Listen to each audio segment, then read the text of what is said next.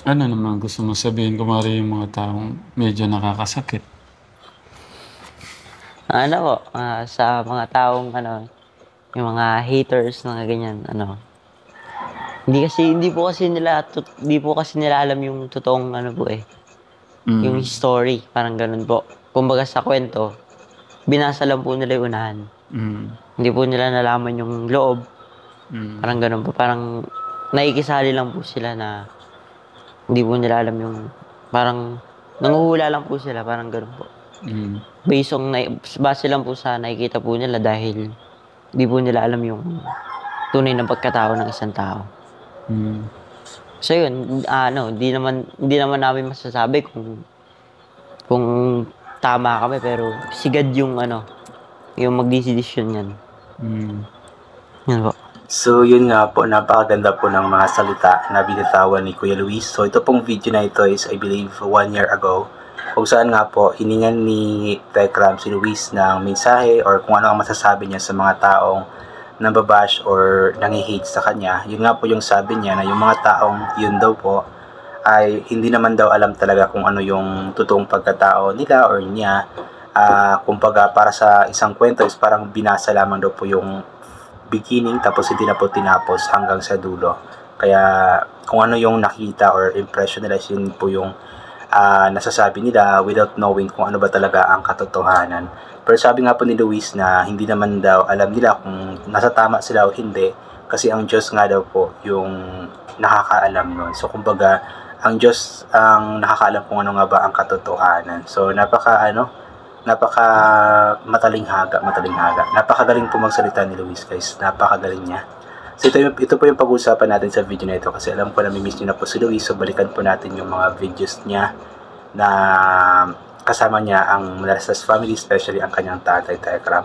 So ipagpatuloy po natin yung panonood. I believe meron itong komento. Merong mga payo si Tekram about kay Luis dito tungkol nga po sa mga basher. Ayan, wait lang. Yung mga taong mga nakakasabi ng nakakasakit sa'yo, anong 'di ba sinasabi ko gamitin mo yun para, anong sabi ko sa'yo noon na? Para lumamas, po, lumaban po parang gano'n. Yun. Nakakatulong sila 'di ba? Mamahalin mo lang yung mga ganong taong mapanakit sa'yo. Gamitin mo yun bilang inspirasyon mo para mas lumaban ka at nakakatulong yun sa'yo, nak, di ba? Oo. Yan ang gusto ng ating Diyos. Magpakababa ka at itataas ka niya. Yun nga po, magpakababa ka at itataas ka ng ating Panginoon. Sorry.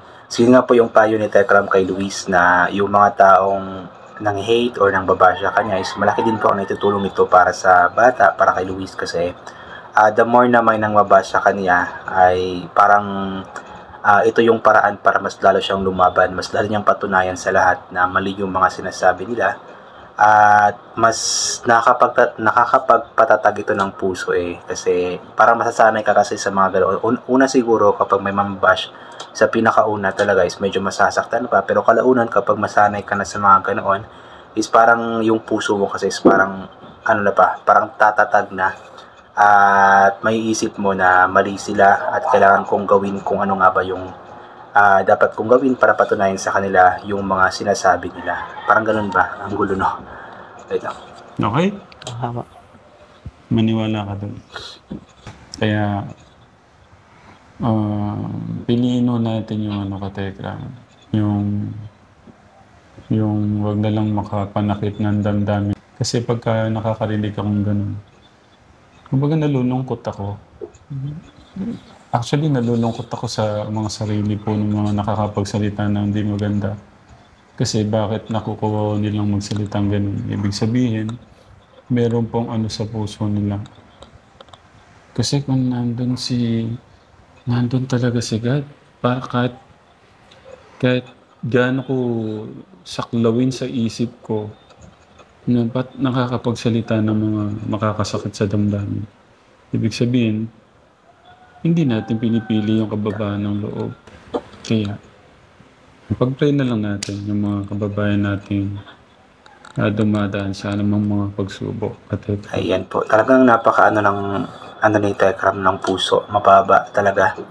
alam mo yung mga taong nananakit sa kanila, ng babash sa kanila, imbis na suklian niya ng masasakit na salita, is mas pinipili ni Tekram na magpakumbaba at tawag niyan, suklian ito ng magagandang words. Kumbaga sinusunod ni Tekram yung kasabihan na kapag binato ka ng bato, batuhin mo ng tinapay. So kumbaga kung sinasabihan ka ng masasakit na salita, gantihan mo ng magagandang salita. Ayun, napakabuti po talaga ng puso. At yun, alam naman po natin kasi nung mga nakaraan talaga is napakarami talagang mga bashers o mga nangi-hate kay Luis. So hindi ko alam kung bakit nga ba hini-hate nila yung mga bata, pinagbubuklod-buklod nila, pinag-aaway-away. Ang tanong ngayon kung yung mga bashers na yun po ba, pagkatapos nga po ng mga nangyari, ay ganun pa rin po ba yung tingin nila kay Luis? Talagang hate na hate pa rin pa talaga nila si Luis, or bashers pa rin ba talaga sila ni Luis hanggang ngayon, or nagbago na? So comment nga po yung mga bashers dati ni Luis kung basher pa din po ba kayo ng bata or hindi na. Kasi marami na pong mga nangyari eh. At yun nga, yung tungkol sa mga bashers, ayan, tama nga po yung sinasabi ni Tekram na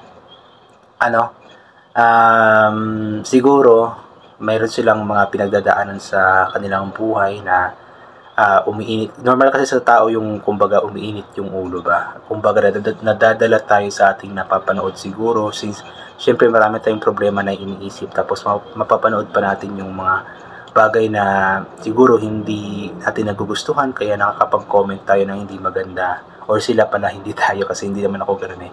So nakakapag-comment sila ng hindi maganda na nakakasakit na po ng puso ng iba. So yun nga po yung palagi sinasabi ni Tekram na bago po tayo magbitaw ng salita is ugalin po munang, or pag-isipan mo na ito ng mabuti ng napakaraming beses, nang sa ganon is hindi po tayo makasakit ng puso ng ibang tao. Kung sa tingin po natin yung mga words na lalabas sa ating mga labi is makakasakit po ng ibang tao, ay piliin na naman po nating itago ang mga words na ito. Huwag na po nating sabihin, huwag na po nating i-comment para hindi po tayo makasakit ng puso ng ibang tao. Ayan. So yun, I think hanggang dito na lamang po itong gagawin ko na reaction video. So God bless po sa ating lahat. Inulit ko, ugalin po natin magdasal, magpasalamat sa lahat ng mga bagay na ating natatanggap. Kahit na hindi po natin ito hinihingi, kasi nga po lahat ng mga bagay na meron tayo ay kaloob sa atin ng ating Panginoon. At wala ang mga bagay na ito kundi dahil sa Kanya. And always bring payong, kapote, sombrero, or anything na pwede maging protection sa katawan kapag lalabas po tayo, nang sa ganun kapag mainit ay hindi po tayo mainitan, or kapag biglang umulan na hindi po tayo mababasa ng ulan. And always tayong vitamin C para maboost ang ating immune system at hindi po tayo matatamaan agad-agad ng kung ano-ano mang mga sakit-sakit. Ayan po. So God bless po sa ating lahat at bye for na po.